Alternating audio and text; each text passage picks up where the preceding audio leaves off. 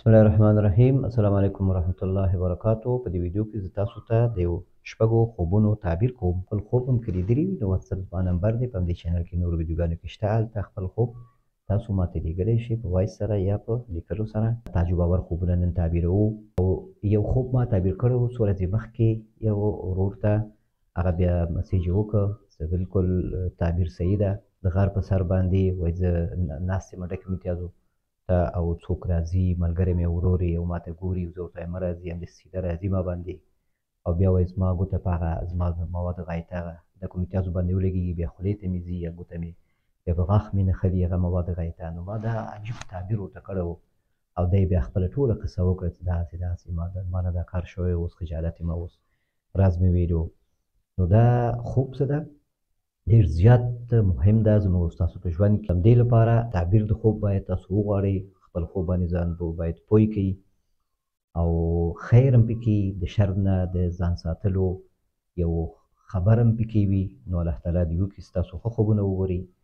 او خپل خوب په اعتماد سره ماته بیان کړئ انشاءالله. کوشش کوم ستاسو خوب ښه تعبیر کړم او ستاسو د خوب ښه نتیجه تاسو ته وړاندې کېږدم تر څو تاسو قناعت وکړئ. او که څه هر رقم سوال هم وي او وضاحت غواړئ انشاءالله الله تعالی ما توفیق راکړي چې هغه وضاحت زه هم تاسو ته درکړم. نو اول خوب ده وایي د جمعې ورځ وي، د جمعې لمونځ د لږ مخکې دغه وخت کې وایي کومه آخري حصه څه ده د شپې، د دې نه هم دا ډېر زیات مهم وي. دا د غرمې د قیلولې د وخت 10 11 12 12 نیمې یوې بجې پورې دا خوبونه ډېر زیات مهم دي، په ژوند کې اهمیت لري او باید په معنا یې موږ ځان پوه کړو. نو دی وایي چې زه په خوب کې یم او زه اذانونه اورم، د سورة توبه آخري آیتونه هم اورم. نو دا ډېر ښه خوب ده، الله تعالی دې ښه کړي. داسې ته اذانونه اورې په خوب کې، ته ویده یې د جمعې ورځې او ته اذانونه اورې. نو د جمعې د ورځې اذانونه هم زیات دي، 2 اذانونه دي. د جمعې د لمونځ د اهمیت لپاره دا شوی ده. نو د دې معنا دا ده چې ته د جمعې په ورځ که څه کاروبار لرې، څه مصروفیت لرې، بازار کې کار کوې یا څه مصروفیت لرې یا ستا د رخصتي وخت وي، ته پکې ښه استراحت کوې، نو کیدای شي ستا نه د جمعې لمونځ دا کله کله ځي یا ناوخته ورته ورځي. نو په دې خوب کې اذانونه اورېدلو نه مراد تا سره دا تشویش هم وي چې ته ویده کېږې هم، خو بیا هم تشویش وي چې ته د جمعې لمونځ نه پاتې نه شې. او په دې خوب کې د اذانونه اورې، معنا ده همدغسې جمعې لمونځ مهم ده او اذانونه ډېر کېږي، هر جومات کې 2 کېږي. نو ښه دا ده چې وختي ځان ته ورسوې. او بیا چې ته سورې توبه آخرنۍ آیتونه وایې، نو سورې توبه آخرنۍ آیتونه چې دي 3 کسه صحابي څخه خلاف ورزي شوې وه په یو غزوه کې، او بیا هغوی پښیمانه شوي وه او استغفار او توبې ویستلې. او بیا وروسته د آخري آیتونه چې دي د نبي علیه السلام د دلسوزي پاره کې ده. او په دغه رابطه باندې د آیتونه دي، په همدې باندې تعبیر کېږي چې ته که د توبې اراده لرې، که یو احساس د ګناه لرې ته، نو د جرم احساس کې یو شی درنه زیاتی شوي، یو خجالتي درته پیدا شوي، دا ټول همدغه وخت دی چې ته بخشش وغواړې هم د الله نه او هم د خلکو نه، او انشاءالله چې تا ته بښنه کېږي. که چا سره دې قطع کړې وي د الله لپاره، کوشش وکړه هغه کې که یو ښه تغییر راغلی وي نو ورسره رابطه جوړ کړي بېرته او ګزاره ورسره وکړي، نرمي ورسره وکړي، دعوت په طریقه باندې. نو دغسې یو تعبیر لري او ته پوه شې پرې. او که چېرته داسې و چې داسې نه وي، هغې په خبرې ته ما وکړې، نو بیا ما نه پوښتنه وکړه او وضاحت وغواړه او دې ویډیو لاندې هم یو کمنټ به کوې که چېرته د اطمینان دې راغی په دې تعبیر باندې. ستا بل خوب ده وایي 3 نفر پخواني خلک وي را سره، وایي د اوس زمانې خلک نه را سره، پخواني خلک وي او میرمن مې هم را سره وي. وایي بیا د وروسته د کهف صورت کې د ذوالقرنین آیتونه چې دي هغه آیتونه ځان سره وایم. نو میرمن په خوب کې لیدل، خپله ښځه په خوب کې لیدل چې سړي سره وي او داسې روان وي عام ځای کې، او داسې فکر نه کړي چې دلته د ښځه مې ما سره چی کوي، خو تا سره ښځې دې وي. او حتی ځینې وخت انسان تعجب هم کوي چې ما سره دلته ښځه څه کوي په مجلس کې خلکو مخ کې. نو دا په رازونو باندې تعبیر کېږي، راز باندې تعبیر کېږي چې ستاسو رازونه دي، هغه رازونه تا سره دي او هغه رازونه کیدای شي ته هغه ډېر خلکو سره شریکوې، کیدای شي هغه رازونه ته ونه ساتلی شي. نو ښه دا ده چې دا خپل رازونه وساتې، که د کاروبار لپاره راز وي، که کورنۍ مسایل وي، که ستا د شخصي ژوند وي، نو دغه رازونه چې دي باید حفاظت وشي. خصوصا د نبي علیه السلام څه منع کړی ده چې څوک د خپل ښځې رازونه او کم ژوند کې خپل ښځې سره فردي ژوند د دغه قصې کوي خلکو ته، نو دې نه نبي علیه السلام منع کړی. نو که دا کارونه درته وي نو دا کارونه مه کوه، دا رازونه دي، د دې ساتنه وکړه. او دا د کهف د صورت د ذوالقرنین په باره کې څه کوم آیتونه دي دا آیتونه ته وایي نو دا هم په همدې عدالت کول او خلکو سره ښه کول خپل ښه کولو په بدله کې چا څه نه غوښتل او عدالت کول په دغه باندې تعبیر کېږي ټول خلکو ته په یو نظر مه ګوره بلکې کوشش وکړه چې خلکو کوم خلک ښه خلک دي هغو سره نرمي آیتونه ستا ویل چې د آیتونه ته وایي په همدې دعوتي مسایلو باندې تعبیر کېږي که چېرته دعوتي مسایلو سره ستا سروکار وي او که دعوتي مسایلو سره سروکار دې نه وي نو بیا هم د ژوند باندې تعبیر کېږي دا ژوند کله کله در باندې سختېږي یا یو تصمیم نیسي د چا پیسه کې نو کوشش وکړه چې عدالت وکړي خلکو ته د خیر ورسېږي والله تعالی اعلم بل خوب دا وایي د ماشوم د پیدا کېدو وخت نږدې ده زموږ وایي او خوب کې څو ځلې وایي مې کتلی ده څوک راته وایي چې تک تور زوی دی شوی پیدا شوی د تک زوی دی نو دا تشویشي خوب ده تا سره تشویش ده کېدای شي اول اولاده به وي یا اول زوی به وي نو تا سره دا تشویش ده او دا تشویشي خوب ده دې کې تعبیر نشته زوی به د انشاءالله په خیر ته پیدا کېږي په خپل وخت به پیدا کېږي او ښایسته به وي او الله تعالی به ورته ښه صحت به ورکړي او تشویش مه کوه ته اعوذ بالله ووایه د الله نه خیر وغواړه ښه ګمان په الله وساته او د خپل فامیل صحت باندې پام ساته انشاءالله هېڅ مشکل نه پیدا کېږي دا ستا تشویشونه دي کورنۍ او ستا تشویشونه دي دا تعبیر کېږي نه د خوبونه چاته بیانوم و تشویش هم ورته مه کوه صرف اعوذ بالله ووایه او دا خوب چاته مه بیانوه والله تعالی اعلم بل خوب دا وایي کاروان کې روان یم وفات شوی پلار مې وایي مخې ته مې راشي ناڅاپه وایي ما باندې غږ کړي چې لمسیه څنګه یې وایي زه ورته وایم چې زوی دی یم لمسی دی نه یم وایي بیا په چا قرضې وي وایي دا ټول کاروان دلته معطل کي منتظر او دی لاړ سي قرض پسې وایي څو ورځې په دې کې تېر شي او بیا وایي دا دلته نبي سلم پیدا شي محمد صلی الله علیه وسلم او هغه مانه پوښتنې کوي چې دا قافله څوک ده نو زه ورته وایي وایم چې دا دوه درې خلک دي او هغوی نومونه ورته اخلم په خوب کې وایي اوس مې په یاد نه ده او بیا یوه ډله بل ورته ښیم چې عایشې آخري حد ته رسېدلي وي محمد صلی الله علیه وسلم یې رانه پوښتنې کوي او علي رضی الله عنه لیکل کوي وایي نو دا په دې باندې تعبیر کېږي چې ستا یو څه کارونه داسې دي چې په هغه کې تا تاخیر کړی ده لکه داسې کارونه دي مسؤلیتونه کورنۍ قومي کاروبار ستا د ژوند په رابطه باندې د کورنۍ مسایلو په رابطه باندې ستا څه کارونو کې تا نه تاخیر شوی ده یعنې ستا کېدای شي بعضې ملګري ښه دي خو بعضې ملګري داسې دي چې هغوی غیر له شر نه نور څه نه رسېږي نو کوشش وکړه چې ملګري په منځ کې دي چې کوم ملګري دي ډېر زیات مخلص وي در سره تا ته یې خیر رسېږي نصیحت کوي په ښه ورځ کې او په سخته ورځ کې در سره درېږي دغو سره ته روابط وساتې یا کم ملګري ستا ته معلوم دي چې هغوی عیاش دي او ډېر خرچې او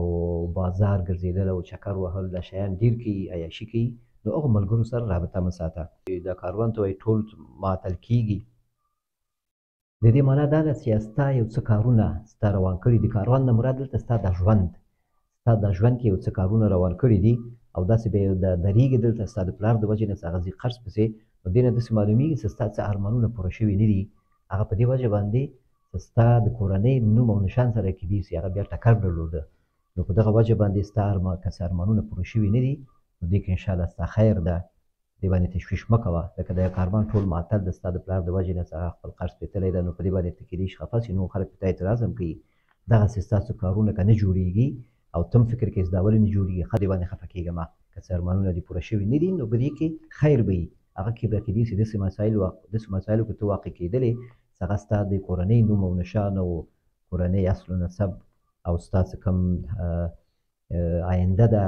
هغه ته دا ښه نه و یعنې الله تعالی هغه کار پاتې کړی درنه او د دې کې به دې خیر الله تعالی خیر انشاءالله رسوي په هر رقم وي الله تعالی به تا ته خیر رسوي ستا نه ضایع کوي ستا تکلیفونه ستا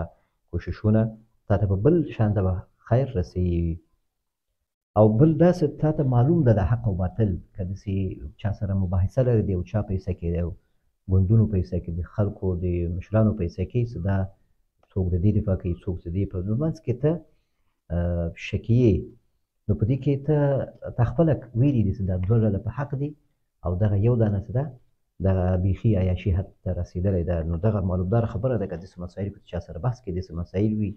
او ته پکې پریشان یې نو دا همدې ته اشاره ده او که داسې نه وي نو بیا په همدې ملګرو باندې دې کېږي اکثریت ملګري داسې دي بعضې څه هغوی اهل نه دي او هغوی ښه خلک نه دي نو هغو نه لرې ذاته او داسې ته تا نه نبي صلی الله علیه وسلم پوښتنې کوي او علي رضی الله عنه لیکي د نبي صلی الله علیه وسلم پوښتنې چې دي دا په دې باندې تعبیر کیږي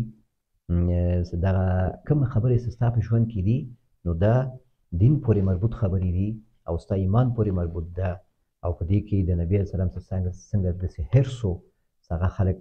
هدایت پیدا کړي او خلک کامیاب شي نو دغسې ستا دپاره هم د الله تعالی ده خوښه ده چې ته کامیاب شي او ته د شر نه بچ سي نو دا کوم مسایل چې تا سره تقدیرات کیږي نو دا کې د انشاءالله دې کې د خیر ده او بیا چې د علي رضی الله عنه لیکل کوي علي رضی الله عنه لیکلو نه مراد دې باندې تعبیر کیږي دا مهمه مسله ده علي رضی الله عنه د نبی سلام د کور غړی و نو هغه کله لیکل کوي نو معنا داسې دا مهمه مسله وي کورنۍ مسایل وي چې هر څه وي ستا د خوب نه داسې ښکاري نو دغه مسایل مهم دي نو دې ته کمه په سترګه باندې مه ګوره دا کوم مسایل ستا په ژوند پورې چې مربوط ده څه شوي دي څه نه دي شوي دا ټول مقدرات دي اما په ژوند کې هم که څه کته او پورته کمې او زیاتې راغلي دا ټول مقدرات دي په دې باندې راضي اوسېږه الله نه خیر وغواړه والله تعالی اعلم بل خوب ده وایي مړ هلک وایي زموږ کلیوال څه هغه مړ شوی ده هغه سره وي جنګ شروع شي جګ ځای کې یو موږ وایي بلند منزل کې یو هلک ځان وایي خطا کړي ښه وران ولګي په سړک باندې او زه وایي ډېر ښه طریقې سره راکوز شمه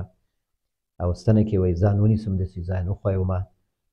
او ماشوم راپسې منډې وهي او تختم او ویره راسره وي نو دا ډېر ښه خوب ده الله درته ښه کړي د مړ هلک نه مراد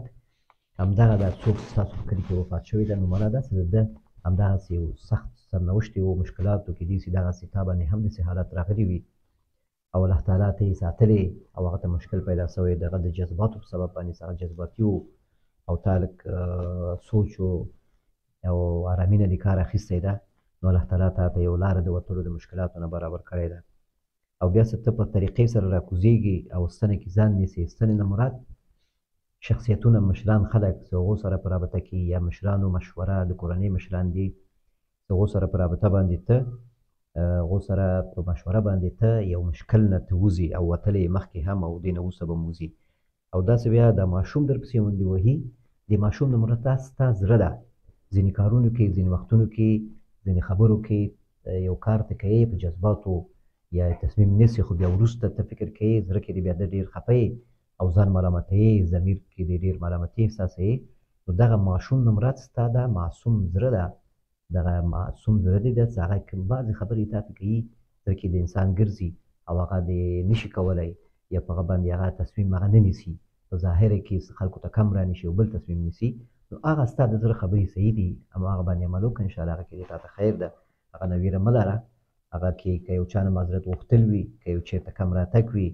او که تواضع وي او که خلکو ته عفو ګذشت وي په دې کې ته کم نه راځي دا بې ځایه ننګ زموږ افغانانو کې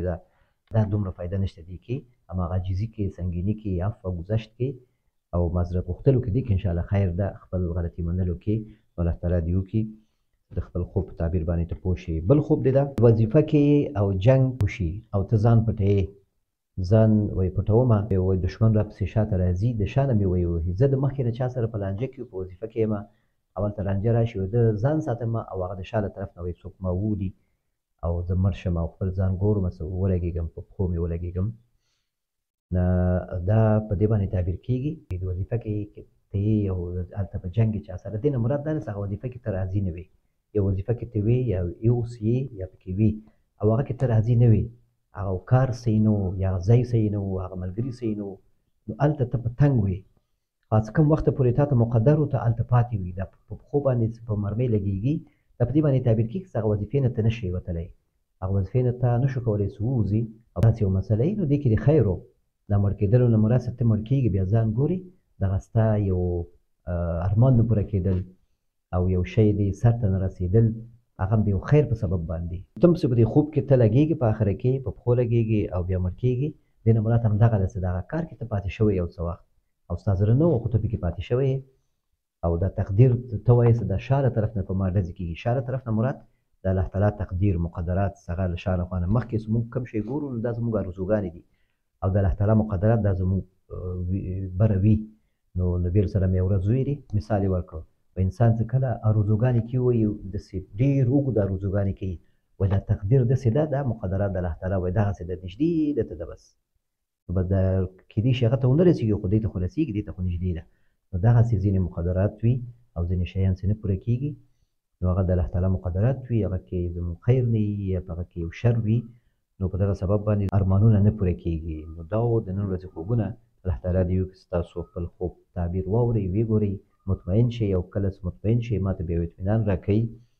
او د ویډیو لاندې کمنټ وکړئ. تاسو د یو کمنټ په وجه باندې، یو لایک په وجه باندې دا ویډیو یوټیوب سلو کسانو ته رسوي او په دې کې چې چا خوب تعبیر شو یا د چا سوال حل شو نو انشاءالله دې کې تاسو ته اجر ده. یا یو څوک دا ویډیوګانې وکوت او یو د ښه شیانو کې مصروف شو، د یو بد شي نه، د یو غیر اخلاقي شي نه هغه ویډیو نه هغه محفوظ شو نو انشاءالله دې کې تاسو ته خیر ده. او بل داسې ستاسو په لایک، ستاسو په کمنټ باندې زه په خپل پښو ودرېږم، تاسو ما سره مرسته کوئ او زما تایید کوئ او زه خوشحاله کېږم. او څومره دا چینل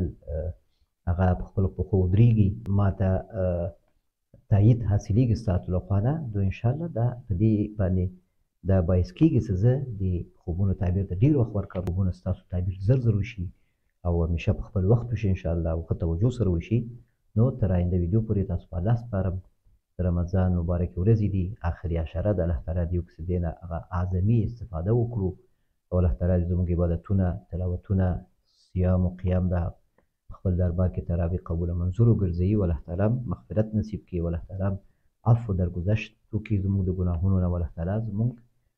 آینده ژوند ښه کړي، آینده کال د روژې ته الله تعالی ورسي په خیر سره. نو هر چیرته چې یاست د الله په حفاظت کې اوسېږئ. السلام علیکم ورحمة الله وبرکاته.